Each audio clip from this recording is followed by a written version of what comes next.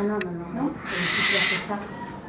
Alors, même, C'est dommage que c'est pas marqué. Oh, Oh les dieux. Chevêche.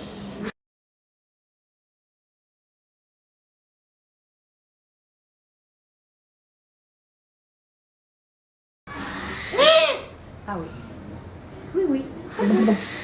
Oui, il ferme qu'un œil. Il ferme qu'un œil, oui. Oui. Mais qu'est-ce que t'as?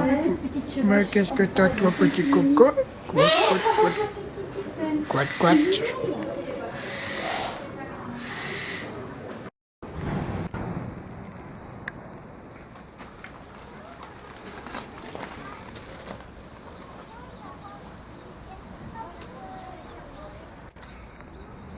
Tu dis, toi?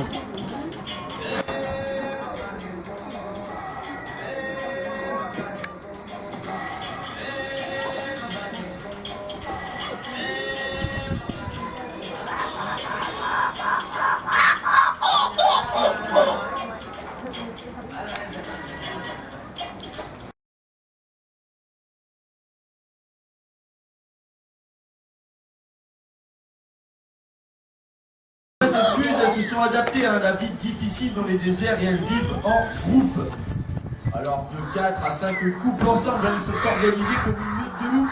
On va même chasser ensemble. Et on a même observé aussi des femelles qui se relaient pour la couvaison. C'est vraiment un fait unique chez les rapaces prédateurs.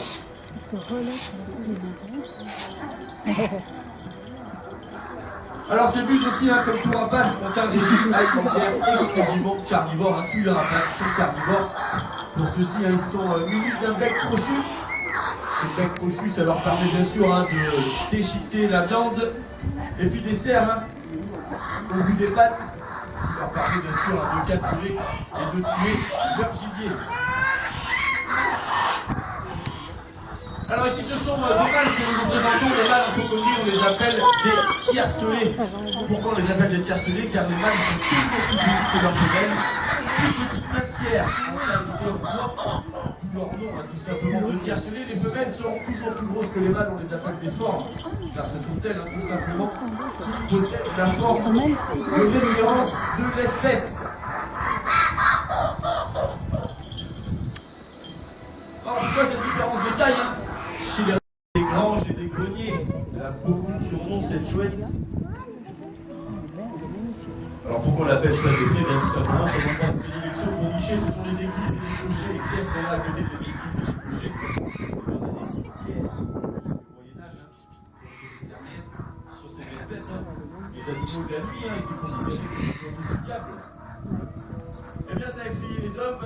Vous savez, les hommes, on a la même chose, on commence à détruire une espèce lorsqu'on ne la connaît pas et à la protéger une fois qu'on la connaît. Alors, ce chouettement aussi, son chant est très particulier. Si certains chants ululement de rapaces nocturnes sont tout à l'oreille, ce chouettement est finland.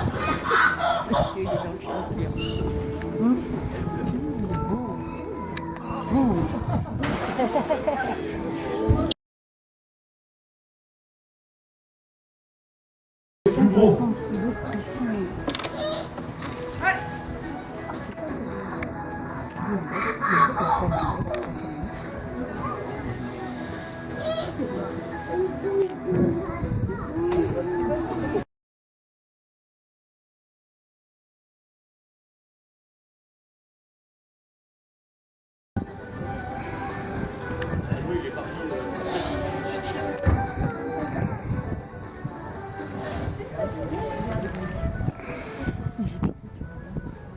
Alors quand vous observez un vautour, ce long cou dénudé de pub, ça lui permet de rentrer la tête dans les entrailles des animaux morts pour aller chercher tout ce qui est bien beau. Ah ouais.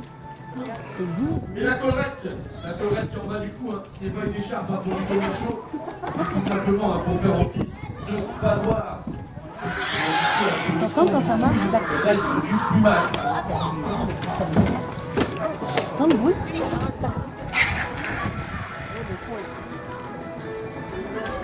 Alors ce vautour fauve, c'est notre vautour qui a failli disparaître de nos massifs montagneux, victime du poison, du fusil. Ouais. Voilà, vous n'allez pas nous embêter dès le matin. Non, non, non, ne touche surtout pas. Parce qu'un retour, c'est un bec.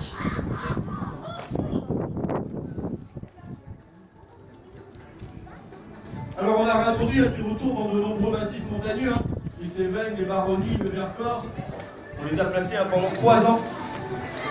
Dans des volières dites d'acclimatation.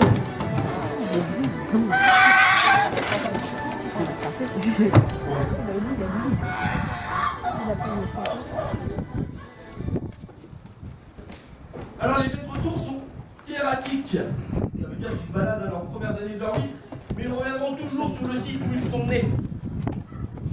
Bon, qu'est-ce que vous avez? Vous êtes mal réveillés ce matin?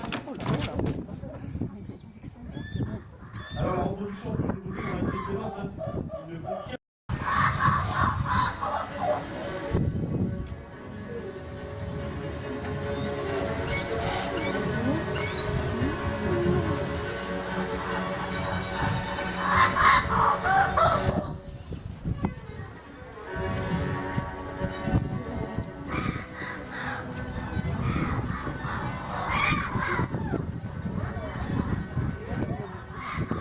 Allez, c'est maintenant.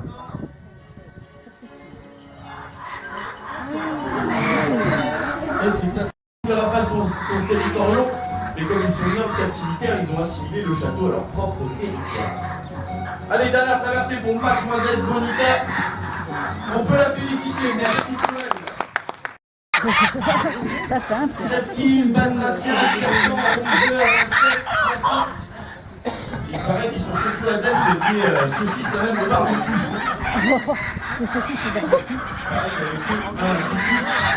Peut se finir en enfer.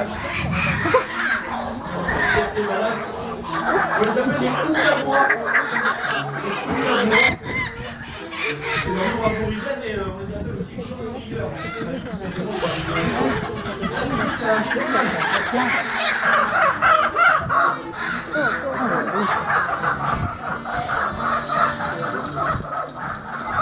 ils ont des liens familiaux, des liens sociaux. Il faut savoir que les jeunes, ils vont beaucoup avec les parents, et puis les parents à défendre le territoire. Et à nourrir les progénitures futures.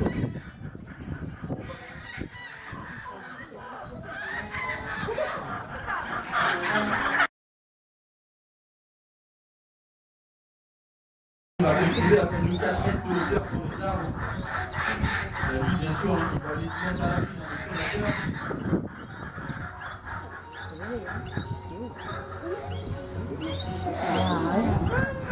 Alors, chasseur d'insectes, de batraciens, et surtout de reptiles, les serpents sont sa spécialité. Alors, vous allez voir sa technique de chasse lorsqu'il rencontre un serpent dans la nature. Il l'attrape et le jette violemment au sol jusqu'à ce que l'on s'ensuive. Il faut vraiment le geste pour masculer, le jeter avec force. Alors il y a un rapace africain qui s'est spécialisé dans les serpents, on l'appelle le serpentaire. Il faudra 5 à 6 ans pour obtenir cette démarcation. Et les rapaces font leur mieux une fois par an. Et comme la nature est parfaite, on perd une plume symétriquement sur chacun pour pallier un déséquilibre. Alors les pigards, ce sont des aigles pêcheurs. On relève leur poisson à la surface de l'eau. Un seul rapace est capable de s'immerger complètement sous l'eau, c'est le Val-Buzard pêcheur qu'on retrouve en France, mais c'est un rapace, un migrateur. Tout simplement car le top est idéal et que la plus grosse population de cigognes, ça se passe en Europe centrale et en Europe de l'Est. C'est pour ça que c'est l'Alsace-Lorraine.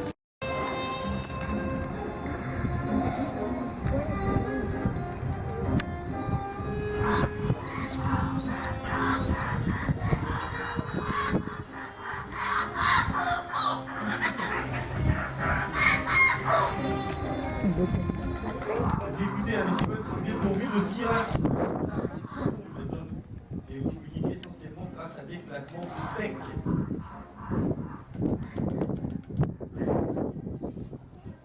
Et c'est grâce à ce bec qu'on peut distinguer le mâle et la femelle, le mâle ayant le bec s'imposant. Voilà, on peut les féliciter, nos cigognes blanches, merci pour elles, elles regardent donc elles connaissent bien le chemin. Ah, t'as vu ça? Allez hop. Alors on va accueillir, en parlant de migration, des rapaces migrateurs qu'on observe en France uniquement à la belle saison. Ce sont les premiers qui arrivent au mois de mars et ils repartent les premiers au mois d'août. On les confond souvent avec la buise variable. Ce sont les Milans, Milan noir et Milan royal, deux espèces de Milan en France et en Europe.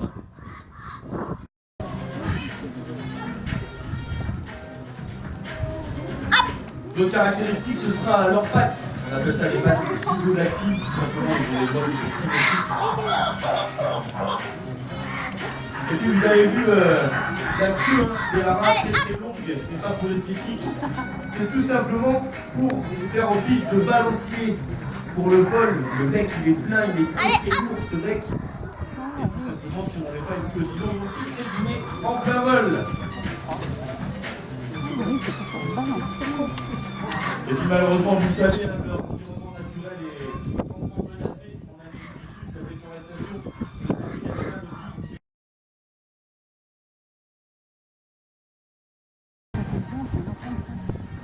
Voilà, c'est sur ce balai de couleurs que nous allons conclure la démonstration. J'espère que vous avez